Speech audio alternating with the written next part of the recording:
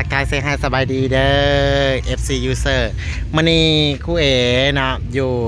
เดินบอนโซนบ่แม่นเดินนะโซนที่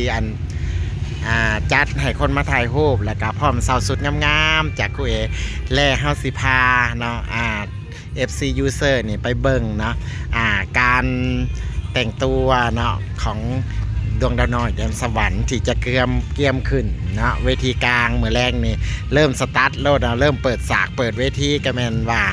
ดวงดาวน้อยแดนสวรรค์ศิลครแก้วศรีปัญญาและก็วันทองแสงกล้าแต่สุดงามๆนี่นะสิพาเบิ่งสุดก่อนเนาะนี่ใครอยากได้สุดใดหรือว่าใครอยากเศร้าสุดใดหรืออยากซื้อกาบเฮาก็มีขายให้เนาะบ่ได้ว่าแต่เศร้าเนาะซื้อก็ขายเนาะย้ายให้เศร้าเนาะย้ายให้เศร้าพร้อมแล้วก็มาทั้งนี้มีสินงามๆเนาะเพราะว่าจะเป็นสินมังกรสินเผาตรีแล้วก็ด้านในก็จะมีผ้าเบียงผู้ถอกผู้ไทยผ้าห้องผ้าหางของเก่าหลายอลีเนาะเฮาคนมาไว้อยู่เดินบ้านธาตุหรือว่าโซนที่เฮาจัดสรรไว้ให้กับแขกเนาะที่มาทุกสารพัดทิศเพื่อได้มา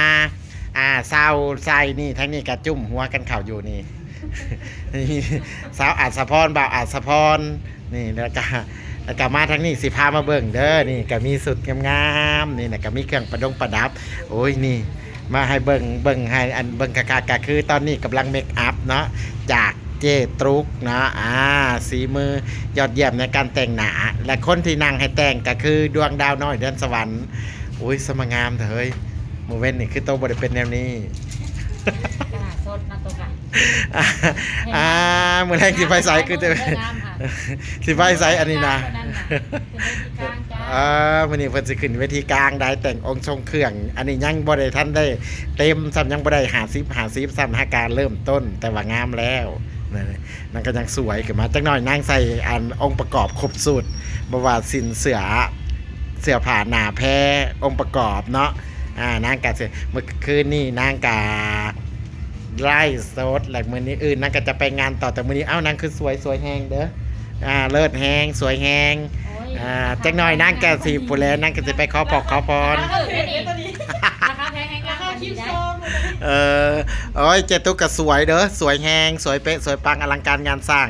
จักหน่อยนางสิไปขึ้นเวทีกลางประมาณ19 โมงนะ19 โมง00ก็คือ7 โมงแรงและหลังจากที่วันนั่งแต่งเครื่องแล้วนั่งกระสิเข่าไปพระธาตุก่อนนั่งสิว่าไปขอพรหรือว่าไปขอโชคลาภหรือว่านั่งกระสิไปบูชาธาตุก่อนเนาะพอปีละเถื่อแต่จังได้ก็ตามฝากติดตามนางนี่เด้ออยู่ทางเวทีกลางจังได้ก็ตามพอมื้อนี้นางเกียมจะสวยแล้วคือสวยแต่สวยแห้งนะเฮ้ยเนาะนักสวยเด้อสวยจริงอะไรนะว่าอันสีสเปรย์ได้ปะได้มันบ่ได้แข็งแรงเวลาเต้นเนี่ยได้อยู่ฉีดรอดน้อยนึงบ่ได้แห้งโอเคจ้าแล้วก็จักหน่อยติดตามว่าเวลานางแต่งแล้วเนี่ยนางสีสวยสำใดโอเคนะบ๊ายบายจะนายพบกันใหม่เด้อตอนนางไปขึ้นเวทีกลางจ้า